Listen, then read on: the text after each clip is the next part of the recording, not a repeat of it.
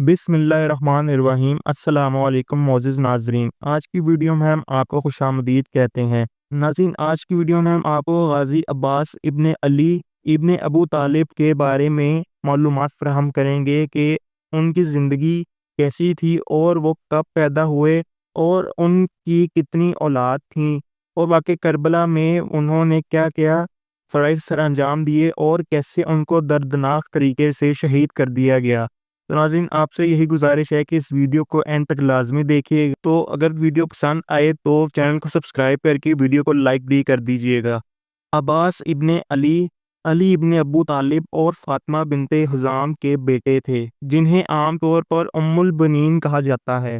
غازی عباس کو اپنے سوتیلے بھائی اور امام حسین ابن علی سے وفاداری، اہل بیت کے لیے ان کے احترام اور کربلا کی جنگ میں ان کے کردار کی وجہ سے مسلمانوں کی طرف سے خاص طور پر احترام کیا جاتا ہے۔ غازی عباس کی شادی لبابہ بنت عبید اللہ ابن عباس ابن عبد المطلب سے ہوئی۔ آپ کے 3 بیٹے تھے، جن کے نام فضل ابن عباس، قاسم ابن عباس اور عبید اللہ ابن عباس ہیں۔ ان میں سے 2 جنگ کربلا کے دوران شہید ہو گئے۔ عباس ابن علی کا خاندانی سلسلہ عبید اللہ ابن عباس کے بعد ہوا۔ عبید اللہ کے پھر 5 بیٹے ہوئے۔ عباس ابن علی کے پوتوں کے نام عبید اللہ ابن عبید اللہ، عباس ابن عبید اللہ، حمزہ ابن عبید اللہ، ابراہیم ابن عبید اللہ اور فضل ابن عبید اللہ تھے۔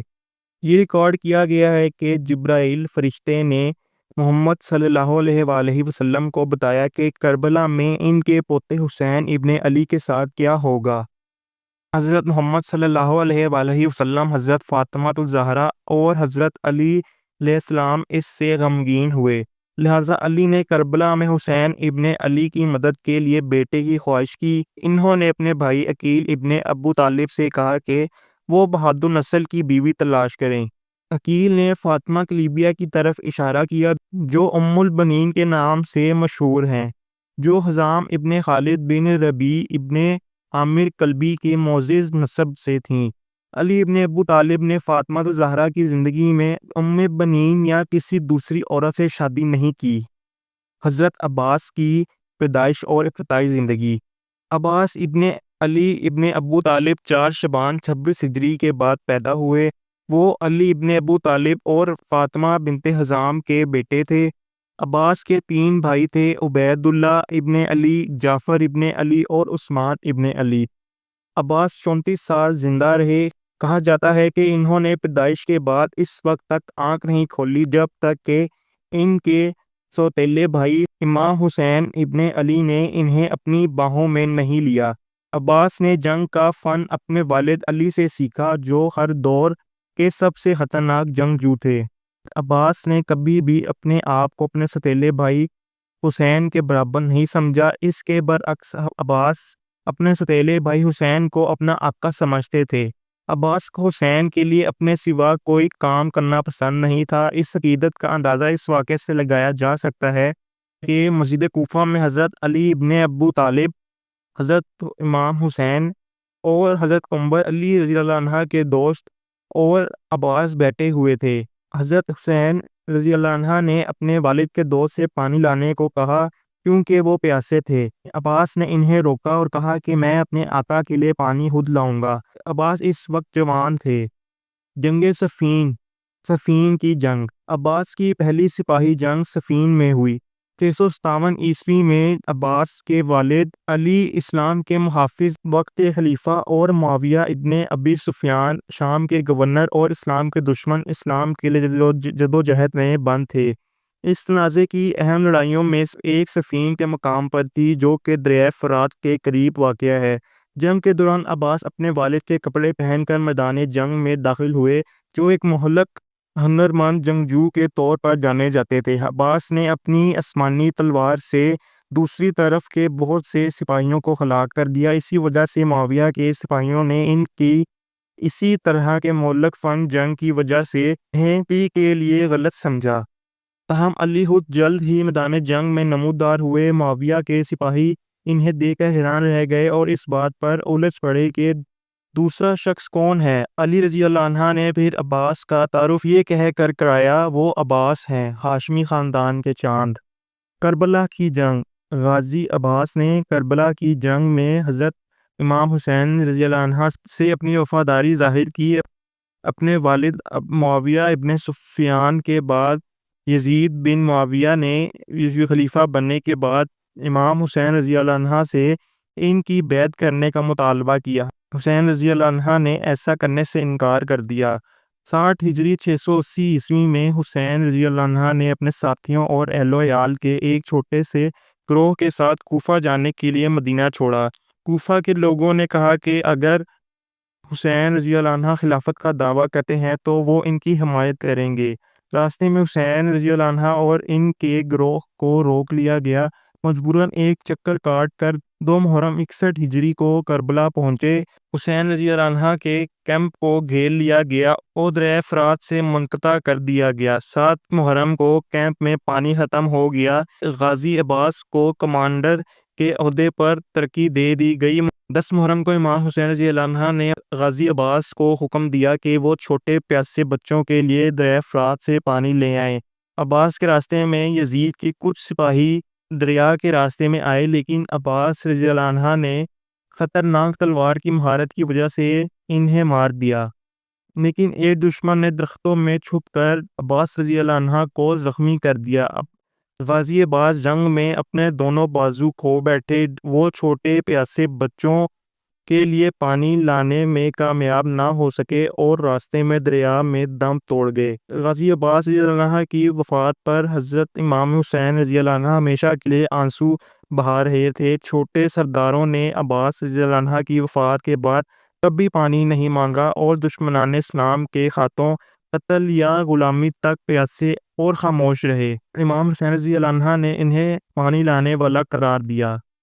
غازی عباس اور کنویں کی کھدائی۔ 8 اور 9 محرم کو امام حسین رضی اللہ عنہ نے غازی عباس کو پانی کے لیے لڑنے کے لیے بھیجنے سے انکار کر دیا۔ عباس رضی اللہ عنہ جنگ کے لیے بے حد بے تاب تھے۔ امام حسین رضی اللہ عنہ نے عباس کو کنواں کھودنے کو کہا۔ غازی عباس اور بنو ہاشم کے کچھ آدمی کھدائی کرنے لگے، لیکن کوئی کامیابی نہیں ملی۔ غازی عباس، قاسم بن حسن اور علی اکبر ابن حسین۔ 10ویں محرم کے موقع پر امام حسین رضی اللہ عنہ ایک پڑاؤ سے گزر رہے تھے جس میں ان کے بھتیجے قاسم بن حسن، ان کے بیٹے علی اکبر ابن حسین اور بھائی عباس بیٹھے ہوئے تھے اور کسی بات پر بحث کر رہے تھے۔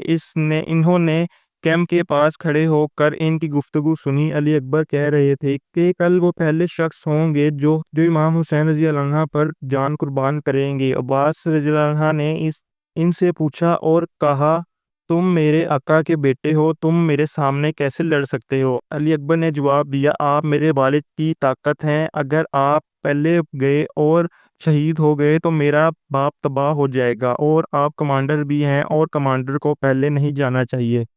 غازی عباس نے علی اکبر کو جواب دیا، بھتیجے، بیٹا باپ کی آنکھوں کا نور ہوتا ہے، اگر تم پہلے شہید ہو گئے تو میرا بھائی بے نور ہو جائے گا، سب سے بڑھ کر یہ کہ میں تمہیں مرتے ہوئے دیکھ نہیں سکتا۔ قاسم گفتگو سن رہے تھے اور جواب دیا، میرے پیارے چچا اور میرے پیارے بھائی، میں پہلے آگے بڑھوں گا تاکہ میرے چچا حسین کی قوت اور بصارت باقی رہے، اور میں بھی یتیم ہوں۔ اس کے بعد امام حسین رضی اللہ عنہ خیمے میں داخل ہوئے اور قاسم کو بازوؤں میں پکڑ کر جواب دیا، او میرے بھتیجے، اپنے آپ کو کبھی یتیم مت سمجھنا، میں تمہارے باپ کی طرح ہوں۔ عباس اس سے پہلے کسی کو میدان جنگ میں آنے کے لیے تیار نہیں تھے۔ پھر امام حسین نے غازی عباس کو سمجھایا، ہم جنگ کے لیے کربلا میں داخل نہیں ہوئے ہیں۔ انہوں نے کہا، ہم جیت سکتے ہیں کیونکہ ہمارے پاس آپ جیسے بنو ہاشم ہیں، تاہم یہاں ہمارا مشن اسلام کی خدمت کرنا ہے اور اب اسلام ہماری قربانی کا تقاضا کرتا ہے۔ لڑائی اور شہادت۔ دریائے فرات پر یزید کی فوج نے قبضہ کر لیا تاکہ امام حسین کے خیموں تک پانی نہ جا سکے۔ کہا جاتا ہے کہ غازی عباس اپنی مہارت اور بہادری کی وجہ سے یزید کی فوج پر حملہ کیا، دریا پر قبضہ کر لیا اور اکیلے خیمے کے لیے پانی نکال لیا۔ تاہم غازی عباس کو لڑنے کی اجازت نہیں تھی، صرف پانی پینے کی اجازت تھی۔ اس طرح وہ امام حسین رضی اللہ عنہا کی 4 سالہ بیٹی سکینہ بنت حسین کے لیے پانی لینے کے لیے دریا پر گئے۔ سکینہ کو غازی عباس سے بہت لگاؤ تھا جو اس کے چچا تھے۔ ان کے لیے پانی ملنے کی واحد امید عباس تھے۔ غازی عباس ان کی پیاس اور انہیں روتے ہوئے نہیں دیکھ سکتے تھے۔ جب غازی عباس جنگ میں داخل ہوئے تو ان کے ہاتھ میں صرف ایک خنجر اور پانی کا مشکیزہ تھا۔ ایک بار جب وہ دریا تک پہنچے تو مشکیزے میں پانی بھرنے لگے۔ غازی عباس کی امام حسین سے وفاداری اتنی تھی کہ غازی عباس نے پانی نہیں پیا کیونکہ سکینہ کو پیاسا ہونے کا خیال برداشت نہیں کر سکتے تھے۔ پانی جمع کرنے کے بعد عباس رضی اللہ عنہ واپس کیمپ کی طرف چل رہے تھے۔ واپسی پر انہیں پیچھے سے مارا گیا، ان کا ایک بازو کاٹ دیا گیا، پھر وہ دوبارہ پیچھے سے پھنس گئے، ان کا دوسرا بازو کٹ گیا۔ غازی عباس رضی اللہ عنہ اب پانی کا مشکیزہ منہ میں لیے ہوئے تھے۔ یزید بن معاویہ کی فوج نے پر تیر برسانے شروع کر دیے۔ ایک تیر پانی کی جلد پر لگا اور اس میں سے پانی بہہ نکلا۔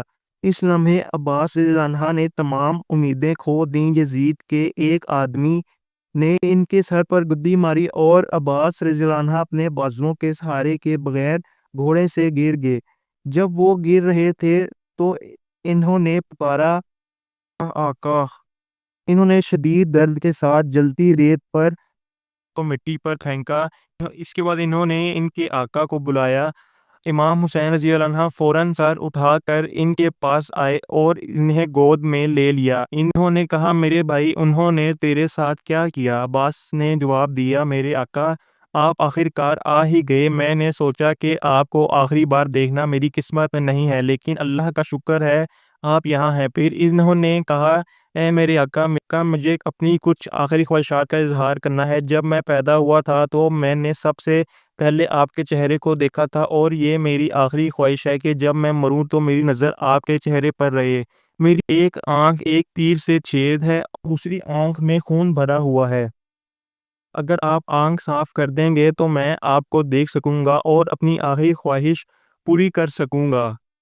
میری دوسری خواہش یہ ہے کہ جب میں مر جاؤں تو آپ میری لاش کو خیمے میں نہ لے جانا۔ میں نے سکینہ کے لیے پانی لانے کا وعدہ کیا تھا اور چونکہ میں اس پانی لانے کی کوششوں میں ناکام رہا ہوں اس لیے میں موت کے منہ میں بھی ان کا سامنا نہیں کر سکتا۔ اس کے علاوہ میں جانتا ہوں کہ صبح سے جو آپ کو دھچکا لگا ہے اس نے آپ کو کچل دیا ہے اور میری لاش کو خیمے تک لے جانا آپ کے لیے کمر توڑ کام ہوگا۔